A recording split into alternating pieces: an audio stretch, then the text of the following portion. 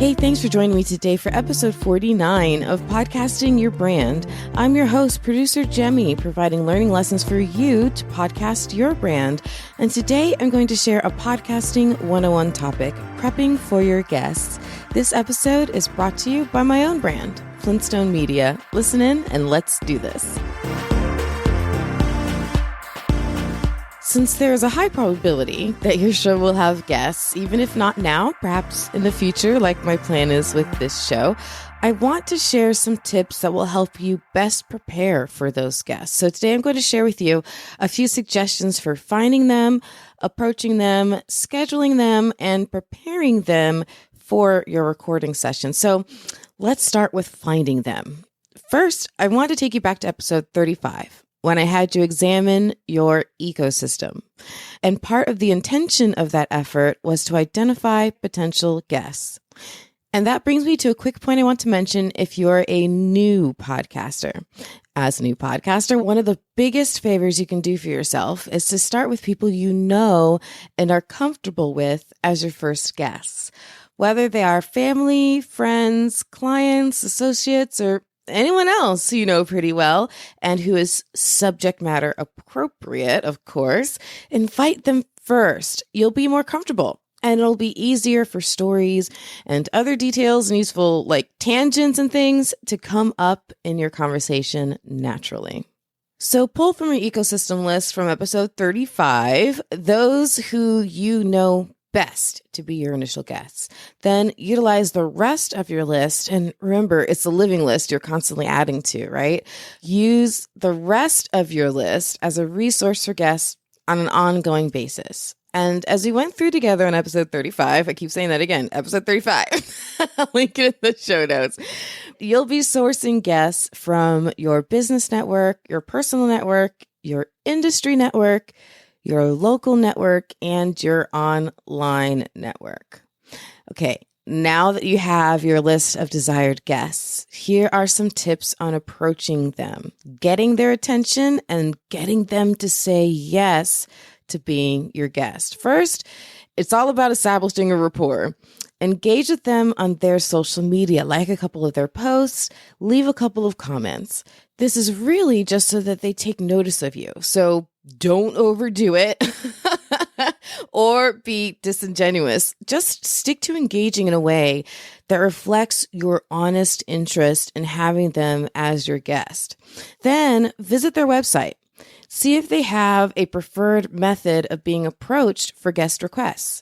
They may have an intake form on their website or have a place where their assistant or maybe they're working with an agent, but their contact information is provided for these exact kind of inquiries. So you want to go through the preferred channel if there is one. But if they don't have one, then just reach out, send an email, and also send them a direct message over whichever social media channel they are very clearly engaged in a lot.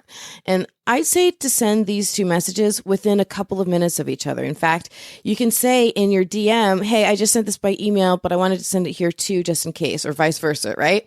Why? Well, first, the reason I recommend sending both an email and a direct message rather than just one versus the other is because in my observation over the years, it's kind of 50-50 which method any given potential guest is more receptive to. So why not both? Put yourself in both places to make sure you're not missed. And if you do it within a minute of each other, it negates any potential stalker vibes. You're really just saying, hey, I'm sending it here too, just in case. And that's it. And with this initial contact, you want to set up a future conversation. So don't lay out all the details of your show and send your one sheet and your sizzle reel and all the things in your very first message to them. That would be completely overwhelming to anybody. So don't do that. You're just trying to send a message that's like a layup for a future conversation. Now, here's where I need to divide my advice into two different roads because podcasters really vary on whether they prefer to have a pre-interview call with their guest or not. And their reasoning is so sound on either side that I really just want you to make the choice that's best for you, because the choice of which direction to go on this truly is yours. So I'll share some of the reasonings so you can make the best decision for yourself. So those who do prefer a pre-interview call, sometimes also called a pre-show interview, they like the opportunity to feel the guest out. They want to get a sense of their on-mic chemistry with them and potentially discover even more talking points for their real interview. Whereas those who don't prefer a pre-interview call, I find that they usually don't, because they want all of those moments of discovery to happen within the recorded interview itself. So they want to skip right over that pre-interview. And there are some workarounds and further arguments for both sides, and I'm sure I'll get into all of that. And I will get into all of that on a future episode in covering pre-interview strategies. But for now, I'm going to take this part down two separate roads. So if you do like a pre-interview, then your initial message should include an invitation to jump on a call with you. If you do not like a pre-interview, then your initial message can be a simple introduction, because you're keeping your pre-show communications restricted to messages and emails, no calls. So if you don't want a pre-interview, just introduce yourself and your show and mention that the reason you're reaching out is because you're interested in having them on as a guest, and then let the communications back and forth just happen naturally, with your goal being to directly schedule their interview. And within those communications, right in the beginning, explain, number one, why you think your listeners can benefit from having them on. Number two, why the guest would benefit, for example, by being able to impart some wisdom that they've been building up over the years, or by the opportunity to increase their overall exposure. And number three, how your listeners may even be directly interested in the products or services that your guest may have to offer. So emphasize either the size of your audience or how well niched your audience is to be their perfect potential clients and customers as well. So that's the communications you want to have. Make sure you talk about especially why them being a guest on your show will be really, really great for them and really, really great for your audience.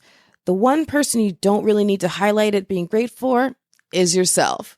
Because if you remember from episode 46, I really emphasized with you that the show is all about your listeners. So if you need to rewind and refresh on that wisdom, then go back to episode 46. But emphasize in your pitch to your potential guests the benefits for them and the benefits for your listeners, not yourself. And some optional things to include in your pre-interview communications are your Sizzle Reel, which I went over in the last episode 48, and a one sheet for your show, which I'll cover on a future episode. Hopefully I'll be saying future episodes less and less and less, because I'll be actually producing them, but whatever. Well, one sheet for your show is a second optional piece in addition to a Sizzle Reel that you can conclude. And I'll talk about one sheets on a future episode. And it is always good to include a link to your website or your social media so that your potential guest can learn more about you. You're going to this conversation knowing a good bit about them. Give them a chance to know about you. Okay, so now how do you schedule your guests? Well, there are two schools of thought on this one too. And either option can be a best fit for you. And the second school of thought on scheduling, I'll be honest, surprised the heck out of me when I first heard it. Okay, so a few years ago, I was asked to be a guest on Katie Krimitsos' show at the time, Biz Women Rock. Katie Krimitsos, if you're not familiar, she is a powerhouse in podcasting. She has the Women's Meditation Network, and she's phenomenal of what she does. Great, great following. But anyways, I was invited to be a guest on her previous show called Biz Women Rock. And in our email correspondence, she sent me a link to her scheduler, which allowed me to just pick a time that worked for me. What? After years of emails that sounded like, well, I'm free on this day at this time and this day at this time. And oh, no, neither of those will work for me. So sorry. Will this work instead? After years of emails like that, I thought a link to an automatic scheduler was the easiest and coolest thing in the world? So with a quickness, I set myself up with a schedule link too, and I started using it. In fact, I set up several for different occasions, and I began using them for everyone and everything that had a meeting of some kind. Easy peasy.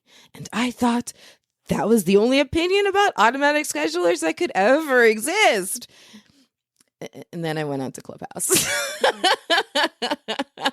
And in a Clubhouse room one day, I heard someone vehemently hate on scheduler links. I had never imagined such strong feelings could exist, but there they were. He mentioned how impersonal they felt and what a hassle it could be when there were way too many steps to fill in and things to click through and blah, blah, blah.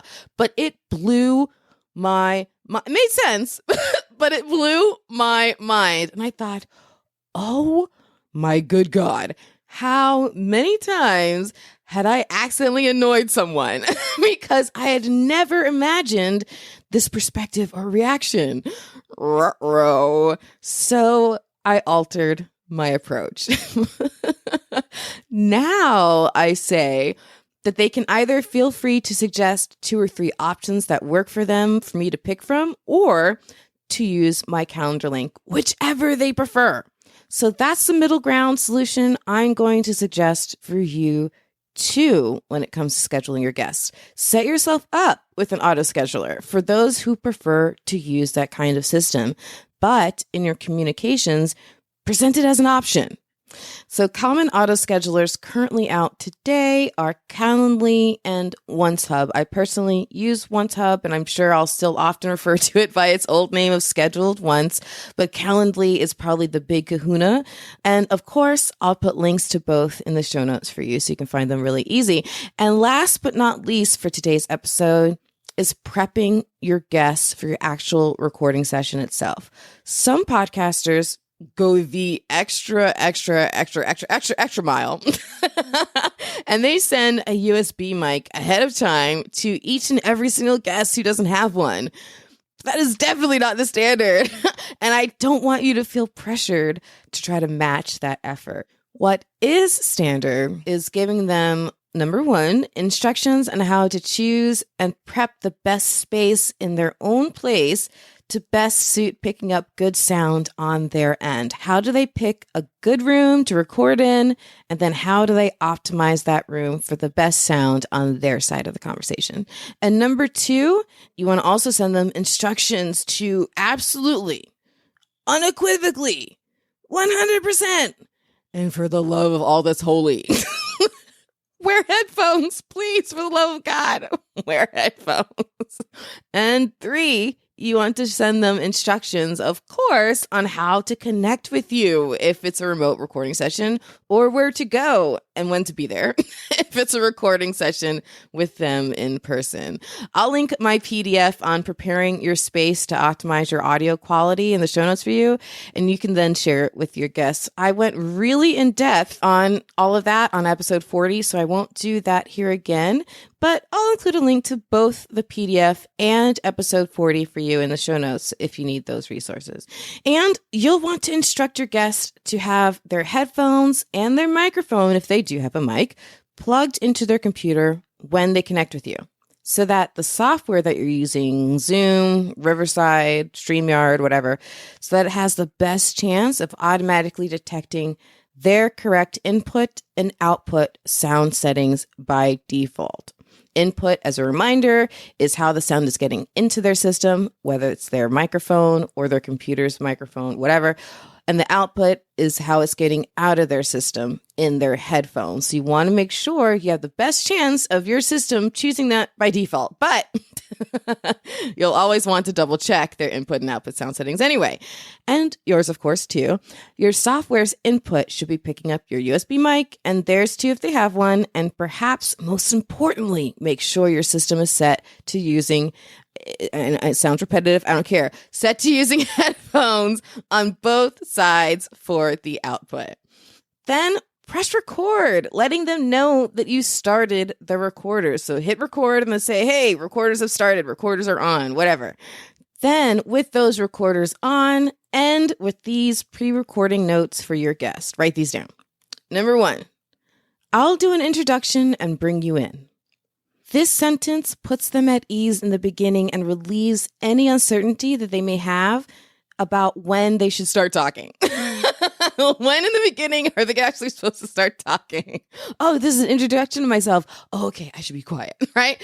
Just tell them that right at the start. I'll do an introduction and bring you in. Number 2, if there's anything you'd like to start over and say differently or have us take out altogether, you can say cut. You, meaning the guest.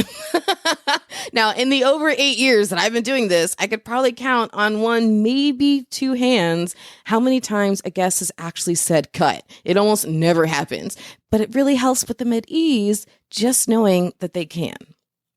Number 3, I may say cut for a technical issue. If so, we'll just need to pause the conversation for a moment and then we'll restart. I, of course, means you, you as the host, because if there is a technical or a sound issue, you want to be able to say cut and not have it totally catch your guest off guard. But more importantly, from a mindset perspective, it makes you sound hella profesh, okay? I may say cut for a technical issue. Number 4, if we get disconnected, just use the same link to connect back in. That's pretty self-explanatory. You won't get a chance to tell them this if you're already accidentally disconnected, am I right? So you want to say that at the start. And number 5, at the end of the interview, we'll say goodbye like normal humans do, but stay on the line. We just want to be sure to capture that for the recording. And that 5th instruction right there allows you to both let your listeners hear the conversation end, but you can also then be sure you have a chance to wrap things up with your guest before they go from the session completely. Now, you may have heard that podcasters require their guests to sign release forms at some point in this process before allowing them to actually be a guest on the show. I'm not going to share my full thoughts on guest release forms yet, but for what it's worth for now, I haven't ever had a guest sign one yet. And I've personally very rarely been asked to sign one myself when I was on the other side of the microphone as a guest. But that's not technical legal advice, so don't take it as such. It's just a quick look back at my experience on the matter. So take it for what it's worth. Again, I'll dive in further down the line, but consult your own lawyer, okay? So for now, that's it. You're ready to record that amazing conversation with your guest. And as a quick mention, be sure that you are monetizing your expertise on the OWL app, spelled with 2 W's and 2 L's. Let people pick your brain after they have first picked their payment method. Sign up with my referral code PL954123 and get your $10 credit. I'm also really happy to announce that I am now co-hosting the new official podcast from OWL. So look for the OWL podcast on your podcast players soon. You can actually see the first 3 interviews that we recorded live on Facebook. Just look up the OWL page. Again, spelled with 2 W's and 2 L's.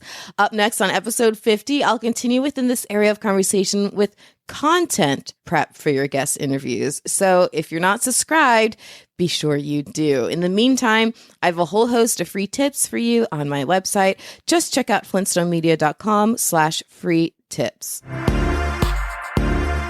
Thanks for tuning in to Podcasting Your Brand. In this new chapter of the show, I'm revealing how you can harness the power of podcasting to expand your brand. So come and pick up what I've been putting down since 2014. Avoid common mistakes and propel your podcasting and branding forward. And if you have questions or are interested in becoming a sponsoring brand of this show, don't be shy. Reach out to me at Jemmy, spelled Jaime, at flintstonemedia.com.